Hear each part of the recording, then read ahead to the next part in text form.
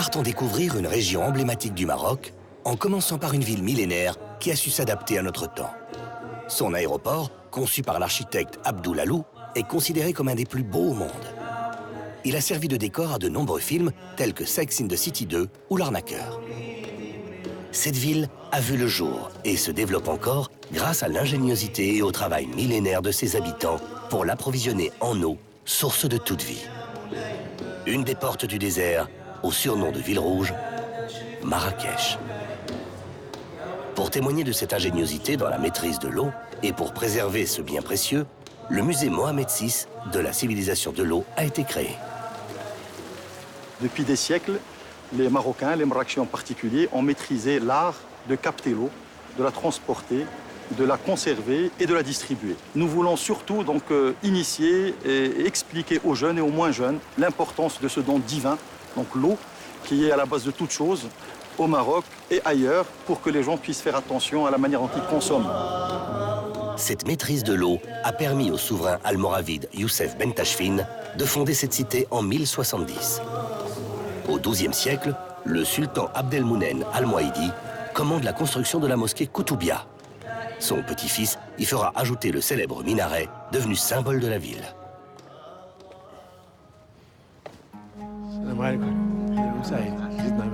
Nous avons le rare privilège de pouvoir y entrer. Et surprise, ce ne sont pas des marches qui nous attendent, mais une longue pente servant à gravir ces 7 étages pour accéder à sa plateforme à 69 mètres du sol. Cette pente est ponctuée de 6 salles superposées. C'est l'un des plus beaux monuments d'Afrique du Nord. Ce minaret a d'ailleurs servi de modèle à la Giralda de Séville et à la tour Hassan de Rabat. Voici l'écurie.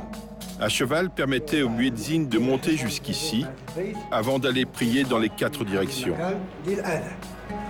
Un lanternon de 16 mètres le surplombe et apporte une finition à l'ensemble. Sur sa plateforme, une balustrade dentelée de merlon protège le chemin de ronde qui offre une vue imprenable sur Marrakech. La Koutoubia, d'ailleurs, tire son nom de kitab ou des Koutoubi, c'est-à-dire des libraires. En fait, c'est la mosquée des libraires. C'est le site le plus ancien de Marrakech et le plus célèbre du Maghreb. Ces nefs, soutenues par de nombreux piliers blancs, forment l'une des plus vastes salles de prière du Maghreb. Elle peut accueillir jusqu'à 20 000 fidèles.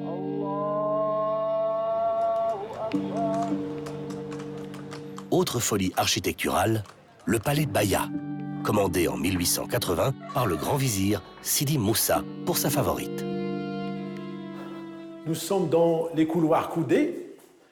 Nous avons laissé derrière nous le monde extérieur avec ses bruits et nous allons accéder maintenant à l'intérieur du palais. En fait, pour renaître à un monde radicalement différent de ce qu'on a laissé à l'extérieur. Ce havre de paix, trésor de l'architecture orientale du XIXe siècle, fut sauvé du délabrement par le maréchal Lyautey. Il fut le premier résident général du protectorat français au Maroc en 1912 et en fit sa résidence. C'est quand même une configuration de 62 riads, petits et grands, maisons et maisonnettes. C'est quelque chose d'assez unique dans l'histoire urbaine, mais c'est un quartier ou une petite cité à l'intérieur de Marrakech. C'est une cité dans la cité.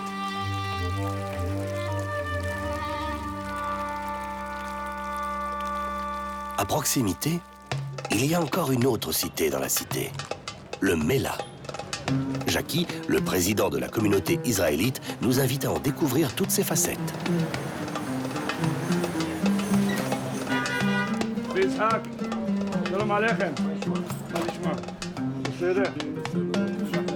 Ce quartier juif illustre parfaitement l'entente entre les différentes communautés religieuses à Marrakech, ville qui compte d'ailleurs une des plus grandes communautés juives au Maroc.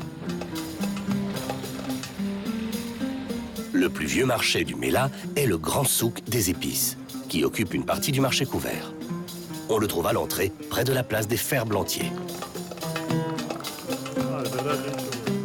Il fut construit en 1558 sous le règne de Moulay Abdallah.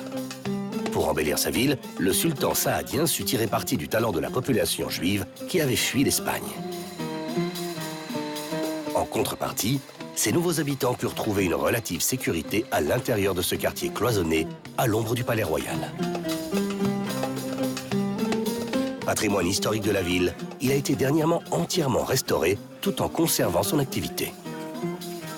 Ben voilà, là c'est la Drb Talmud Torah. Drb, c'est la rue du Talmud Torah, de la rue où il y avait la maison d'études de Torah. Et voilà, c'est une rue qui est revenue, hein, qui n'avait plus ce nom depuis 30 années. Et puis on va avancer vers la synagogue.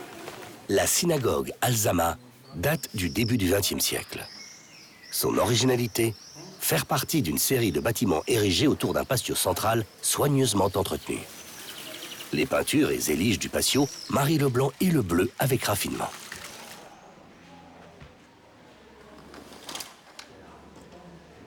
Mohamed VI, que Dieu le garde, a inauguré et donc s'était rendu compte de ces rues qui ne portaient plus ces noms comme il en existe dans tous les autres mellahs du Maroc. Les noms sont toujours maintenus à aujourd'hui. À Meknès, Fès, Tanger, les noms de rues juifs dans le mellah. C'est ce que Sa Majesté a décidé de refaire et de remettre et de restaurer.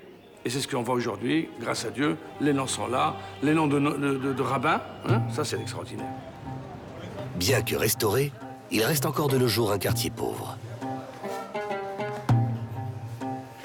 Il tire toutefois son charme par l'activité débordante qui s'y déploie, une activité souvent plus importante que dans d'autres quartiers de la Médina. Les nombreuses échoppes qui s'y sont établies contribuent à ce charme.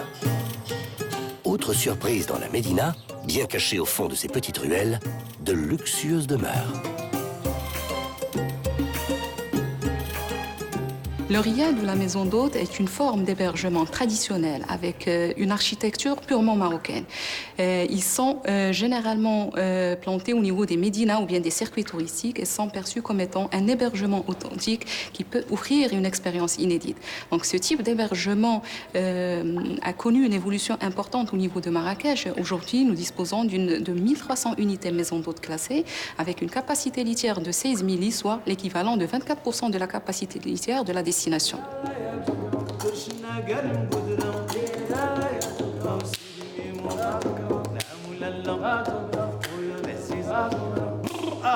Rénovés avec soin, ils sont un des fleurons de la ville. Dans ce riad du XVIIIe siècle, la chaleur et le raffinement de l'accueil marocain est très présent. Sons, couleurs et arômes vous envoûtent. Chaque porte ouverte nous dévoile une nouvelle surprise. Et à propos de rénovation, encore faut-il s'y connaître pour conserver l'authenticité de l'objet. Une formation spécifique a donc vu le jour dans les universités marocaines. Ils vont faire quelque chose de nouveau, c'est-à-dire qu'ils étudient depuis 1 an des objets anciens, ils apprennent à les diagnostiquer et ils apprennent à intervenir dessus pour en assurer la sauvegarde. Donc à travers cette formation méthodologique qui est nouvelle, qui renouvelle un petit peu l'apprentissage qu'ils ont eu, il y a une autre forme de transmission qui est très intéressante, c'est l'objet lui-même qui a beaucoup de choses à nous raconter. L'objet nous dit ce qu'il est, ce qu'il a vécu, comment il a été constitué, comment il s'est dégradé. Et à partir de cette compréhension, on va pouvoir lui apporter un traitement qui permet d'en assurer la sauvegarde. On travaille sur des collections, des minbars qui vont être exposées dans le futur musée Ben Saleh du Marrakech. Et on travaille aussi sur des horloges, des portes, des anciennes portes.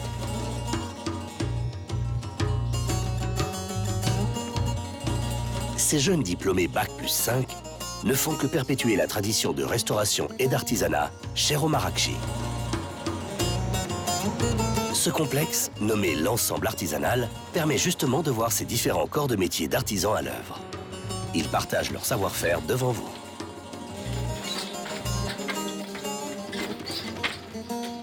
Le fait que Marrakech a côtoyé des designers du monde entier et des jeunes designers marocains, Et là, ce secteur a évolué d'une manière remarquable. On a conquis, je peux vous dire, tous les intérieurs avec cette rénovation, cette autre vision de l'artisanat marocain, comme on appelle de l'artisanat revisité, qui est faite de la main, de savoir-faire marocain, et dans un contexte moderne, contemporain. On a commencé à faire des choses comme ça qui peuvent vraiment s'intégrer dans tous les intérieurs, que ce soit marocain ou européen ou vraiment dans le monde entier. Et ça a connu vraiment, comment dirais-je, une évolution très importante. Une richesse de l'artisanat en pleine renaissance, un patrimoine matériel remarquable et restauré. Mais il existe aussi une autre facette plus immatérielle de cette ville. Comme en témoigne cette nuit de fête de l'Achoura, où se regroupent les tambourineurs de la Daka de chaque quartier.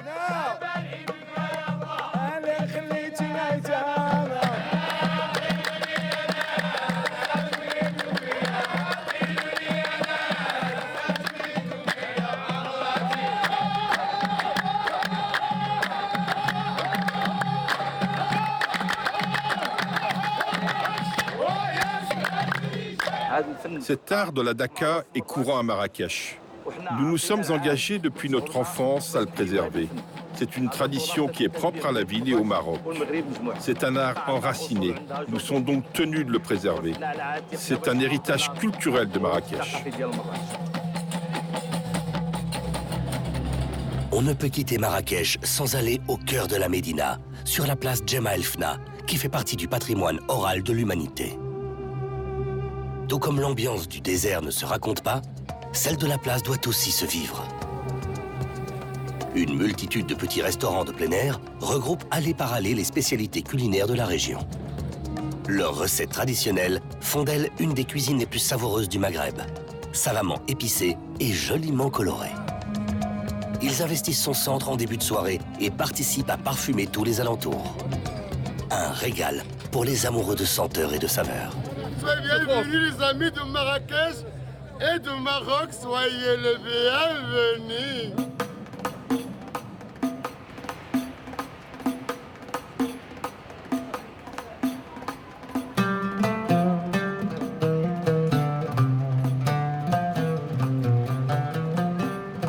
Si Marrakech est une destination de voyage incontournable au Maroc, cette ville, avec son patrimoine exceptionnel et son activité trépidante, ne doit pas occulter les autres facettes attirantes et très différentes de cette région.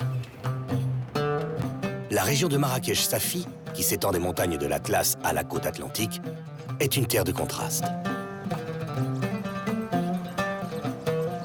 Elle peut offrir le froid du mont Toubkal, le plus haut sommet d'Afrique du Nord, qui culmine à une altitude de 4165 mètres.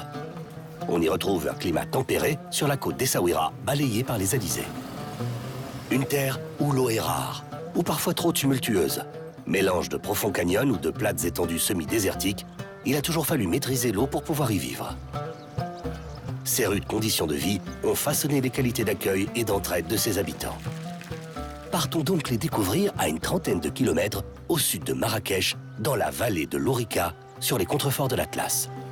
Même si eux aussi sont touchés par l'exode rural, son charme, son calme, sa façon de vivre finissent toujours par convaincre les habitants de revenir, comme en témoigne Mohamed Mourabiti, célèbre artiste marocain. J'ai quitté la ville de Casablanca parce que j'ai vécu 30 ans à Casablanca.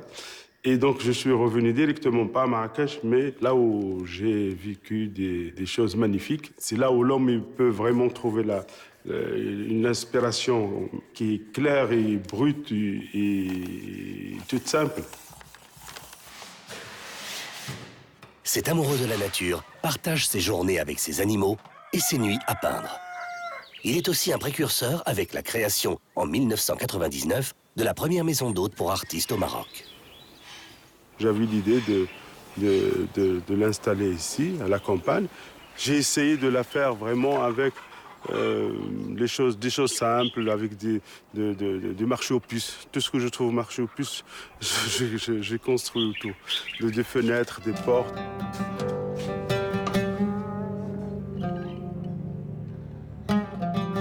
Lieu de rencontre d'artistes de différentes disciplines, ce lieu calme leur permet d'échanger et de se ressourcer. En remerciement de leur accueil, bon nombre y laissent une trace de leur passage. Quittons ces ateliers et ces œuvres pour découvrir un autre aspect de la vallée verdoyante de l'Orica, qui est très certainement l'une des vallées les plus préservées du Maroc. Malgré le développement d'un tourisme durable, elle reste une région agricole où de nombreuses femmes travaillent la terre.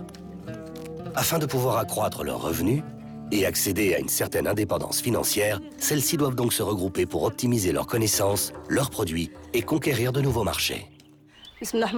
Nous sommes un groupe de femmes. Nous avons fondé une coopérative agricole pour produire des produits alimentaires bio, comme du couscous, de la semoule de blé ou d'orge et des herbes aromatiques. Cette coopérative a donné aux femmes la possibilité de s'occuper, mais aussi de garantir un revenu stable qui leur permet de subvenir à leurs besoins et à ceux de leurs enfants. Nous nous trouvons dans la ferme de Jan Zafran, où elle travaille durant la saison de la cueillette des fleurs de safran, c'est-à-dire au cours des mois de novembre et décembre. Le reste de l'année, elle cultive d'autres produits agricoles.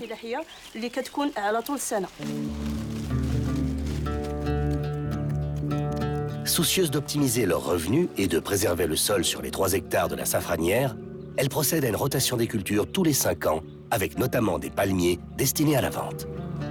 En dehors des périodes de récolte du crocus, elles ensachent et commercialisent différentes graines et épices.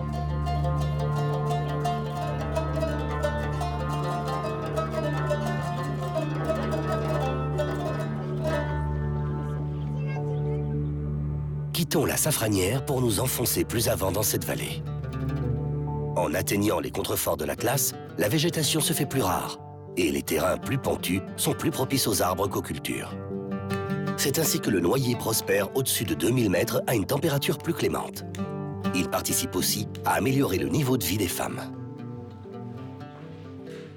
Ici, nous sommes dans l'étape de concassage. Vous voyez, on fait le cassage par les femmes parce que nous avons déjà essayé il y a longtemps la machine, la concasseur. C'est une machine qui casse trop et abîme beaucoup les cerneaux. Et le marché, il demande des cerneaux qui soient entiers. Donc, on a préféré la casse par les femmes. Avant d'être concassés, ces noix sont calibrées. Ici, nous sommes devant un calibreur. C'est pour faire le calibrage des noix. Vous voyez ici, c'est 5 diamètres. Donc, depuis 28 cm, depuis 28 mm jusqu'à 45 mm. Soucieuses de qualité pour accéder à de nouveaux marchés, ces femmes ont appris de nouvelles techniques, notamment sur le séchage et la conservation des cerneaux. Nous sommes à l'étape de séchage. La noix, bien sûr, l'état des taux d'humidité qui sont supérieurs à 12%. Et là, avec ce taux d'humidité, il y a bien sûr, après le stockage, une quinzaine de jours, il y a des aflatoxines qui se développent. Et la coopérative, bien sûr, veille à ce que le taux d'humidité soit vers 5%. Décidément, ces contreforts de l'Atlas sont dans l'air du temps. Des produits naturels et bio qui se retrouvent dans la cuisine berbère des différents restaurants ou autres hébergements. Ici, on utilise des produits de saison issus du jardin, fraîchement cueillis pour préparer un plat traditionnel, un tagine simple mais savoureux.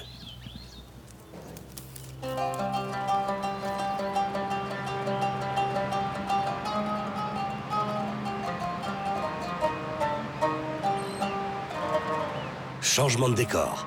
Autre facette de la région, l'océan. Depuis l'Antiquité, Essaouira a toujours été un port dynamique. Outre ses activités de pêche, il a été un lieu d'échange de marchandises entre l'Europe et le Maghreb. Ces échanges ont contribué au développement d'un artisanat et d'un style spécifique à cette région.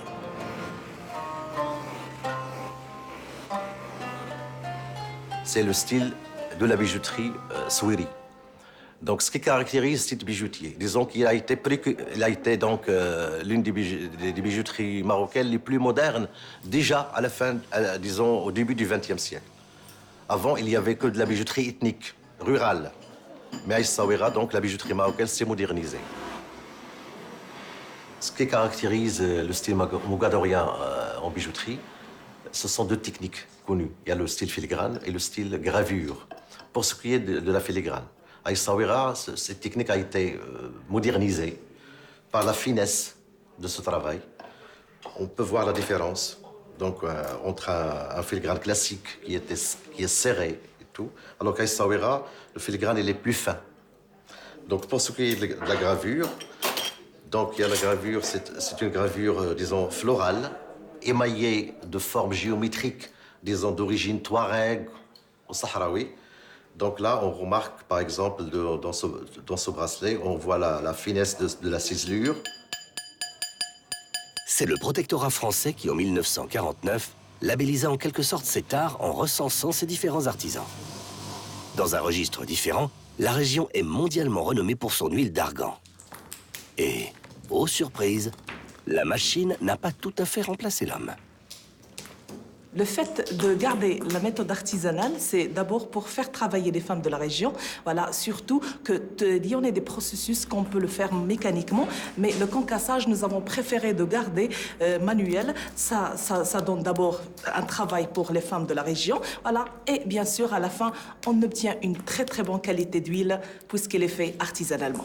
Maintenant, les femmes, elles peuvent travailler, elles peuvent gagner leur vie, elles peuvent même aider ces familles. Voilà, donc... Et maintenant, la femme, elles savent qu'elle joue un rôle très, très important dans la société marocaine.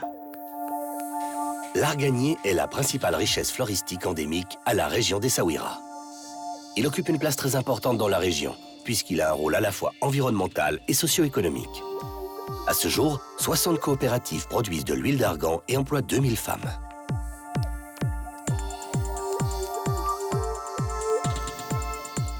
La ville d'Essaouira, chef-lieu de la province, a une longue histoire. Au XIe siècle, Mogador était le port qui desservait tout le sud du Maroc.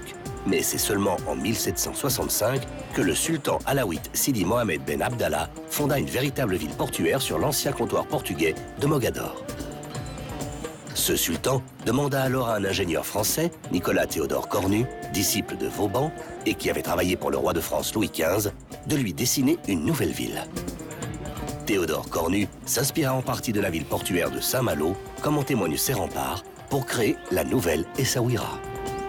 C'est une des cités les plus attachantes de la côte atlantique marocaine. Elle le doit certainement à son climat tempéré toute l'année, à son patrimoine culturel et architectural, mais surtout à l'atmosphère unique qui règne dans ses ruelles, grouillantes de badauds, de commerçants et d'artisans. Essaouira est également réputée pour son bois de tuya et de citronnier, comme nous l'explique Jawad. Sur le tronc de tuya, on fait de l'incrustation avec plusieurs sortes de bois. Tout ça, c'est incrusté morceau par morceau. Par exemple, il y a des morceaux comme ça. On dessine sur la table. Après, avec un petit bérin et un marteau, on vide la partie qu'on a dessinée. Et après, avec la colle à bois, on fixe le motif. Et après, raboter, ça reste même niveau. Et après, le ponçage et le vernis au tampon. L'utilité du tuya, c'est qu'il s'agit d'un bois simple, à moucheter et facile à travailler en marqueterie avec des variétés de bois différentes. Le bois jaune, c'est le bois de citronnier normalement. Ce sera comme ça, le bois de citronnier. On travaille avec le bois de citronnier frit dans l'huile. Ça noircit ou bien de l'acacia. Ça, c'est de l'acacia, c'est un bois dur. On travaille aussi avec la nacre de la mer, les ormeaux de coquillage qui brillent là. Et tout ça, c'est incrusté et collé morceau par morceau. Cet art de la marqueterie est apparu ici au début du XIXe siècle. Les sultans faisaient appel aux artisans pour la fabrication d'objets de décoration ou de meubles. L'excellence et la créativité dans les formes et le style de ces artisans perdurent, comme en témoigne cette table gigogne aux multiples agencements. Chez nous, il s'appelle la TGV. Le TGV, c'est le train à grande vitesse. La TGV, c'est la table à géométrie variable. Avant de nous quitter, un lieu interdit au public nous attend. L'île de Mogador, qui fait face à la ville. Elle abrite une prison désaffectée construite à la fin du XIXe siècle, ainsi qu'une mosquée avec son minaret et quelques fortifications abandonnées. Devenue une réserve d'oiseaux, notamment de mouettes et de goélands, elle est aussi un lieu de nidification pour les faucons d'Éléonore qui viennent s'y reproduire.